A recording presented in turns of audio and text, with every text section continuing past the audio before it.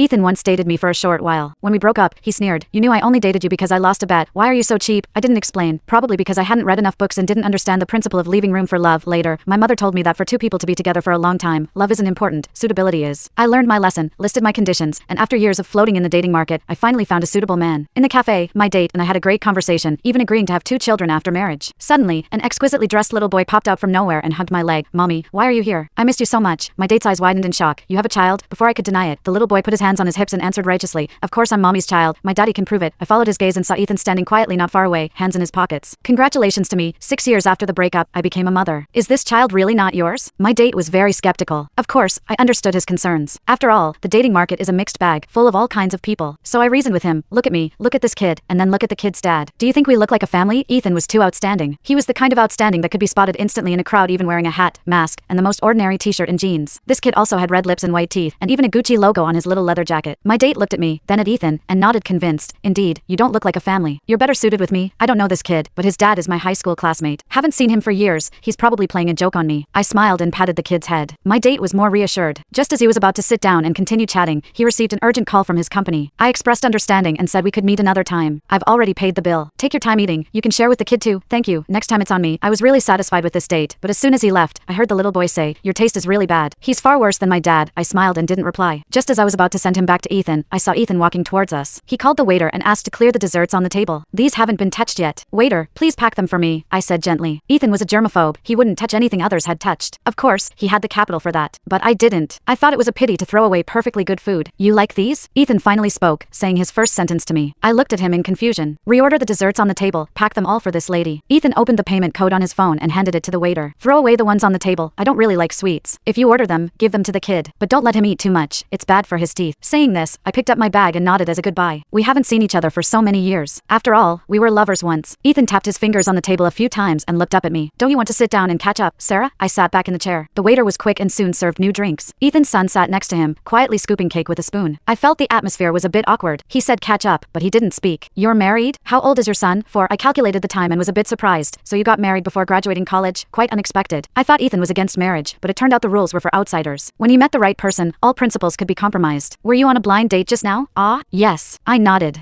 "How was it?" "Satisfied?" "Pretty good. We have quite a lot in common. Both pragmatic and sincere." Ethan sneered, his tone mocking. "Seems you really reached that age where any man will do." I stopped stirring my coffee, staring at the whirlpool in the liquid for a few seconds, then looked up with a smile and admitted frankly, "Yeah, I'm not young anymore. I want to settle down quickly, otherwise, it will be hard to recover from childbirth when I'm older." Ethan's lips pressed into a straight line. This was a sign that he was very unhappy. Normal. He was unhappy most of the time in front of me. I used to be terrified of this and always racked my brains to make him happy. "Don't you think he looks familiar?" Ethan suddenly pointed at his son and asked me. I listened to him and observed carefully. "Your son doesn't look much like you. Is he more like his mom?" "Do I know his mom too?" There were only a few girls close to Ethan that I happened to know. I guessed one by one, but Ethan's face grew darker and darker. Finally, I shut up tactfully and smiled awkwardly. "Sorry, I don't have much contact with high school classmates. I don't remember many of them." "How about a hint?" Ethan didn't speak, and the atmosphere became more and more suffocating. The kid opened his big eyes, looking at me, then at his dad. Just as he was about to speak, he was interrupted by Ethan. "Forget it." He breathed rapidly for a few seconds, then quickly calmed down and handed his phone to me. "Add me on WeChat." Actually, I didn't really want to add him, but he kept staring at me, as if he wouldn't take back his phone unless I added him. I could only take out my phone, scan the code, and send a friend request. "Let's go." Ethan put away his phone with satisfaction, stood up, and left first. The kid slid off the chair nimbly and trotted to keep up. After a few steps, he turned back to look at me. I smiled and waved goodbye to him. Actually, I wanted to tell Ethan to pay attention and not let the kid call anyone mom. Then I thought, what does it have to do with me? Why worry about things that don't concern me? I chose to pack the table full of desserts in the end and shared them with my colleagues at work the next day. "Wow, this dessert shop is expensive. Did you win the lottery? Your date bought it, right? This one is generous, unlike those stingy guys before, right? Almost forgot you have blind dates every week. How about this one? Did you like him?" I smiled and nodded. "I think this one is pretty good. What are his conditions?" I told the truth and saw my colleagues looking disappointed. "You even consider these conditions? But compared to the previous ones, this one is already pretty good," they chattered, eating cake while discussing my marriage. Perhaps I was a weirdo in their eyes because I had been going on blind dates since graduating from college. Not forced by relatives or friends, going through the motions to save face, but very seriously filtering and chatting. They thought women who were so determined to enter the grave of marriage in this era were fools. But I just knew very clearly what I wanted. I wasn't a celibate, didn't reject marriage, nor was I a very firm person who might not withstand the pressure of marriage urging from relatives and friends. Instead of being chosen by men when I'm older, it's better to take the initiative while young and try to pick one I'm satisfied with. After all, a woman's age is like a man's wealth. It's hard currency. My colleague said my dates were low quality, nothing outstanding. But I was just a very ordinary woman, with nothing outstanding about me either. People always need to have self-knowledge. After adding Ethan, I never chatted with him. He posted on moments every now and then, from rock climbing to racing, always surrounded by beautiful women. Living a colorful life. I liked liking posts. I found watching other people's lives interesting and wasn't stingy with small kindnesses. But I I never liked Ethan's posts. After all, given Ethan's dislike for me, my like would probably only ruin his good mood. I met my date a few more times, had meals, watched movies, and we both had high approval of each other. On a gentle moonlit night, he asked me nervously and seriously if we could date with marriage in mind. I agreed. Mom was right. Marriage isn't always about loving each other and living happily ever after. It's the union of two families to increase the ability to resist risks, while also satisfying the instinct of human reproduction. Many of my colleagues and friends didn't want children. They said only people whose brains haven't fully evolved would be full of thoughts about children. Well, maybe my brain hasn't fully evolved. Dragging down humanity, truly a bit embarrassed. On Monday, I specially took half a day off to go to the hospital. My health wasn't very good, with irregular periods and dysmenorrhea. Thinking that since I planned to get married, I should check my body first, regulate it in advance, and prepare for pregnancy in the future. The doctor looked at my medical record, wrote some slips quickly, and asked me to come back for a follow-up with the test results. I walked while flipping through the test slips. Before seeing clearly where to do the tests, I heard someone call my name, Sarah. I looked up subconsciously and took a few seconds to remember who she was. Bella Fong, a high school classmate. She was pushing Ethan in a wheelchair, just walking out of the elevator. Don't know what happened to Ethan. His face was a bit pale, and his leg was in a cast. It really is you. I thought I saw wrong. She looked me up and down. You haven't changed at all. I knew what she meant. Most girls would undergo a transformative Chan.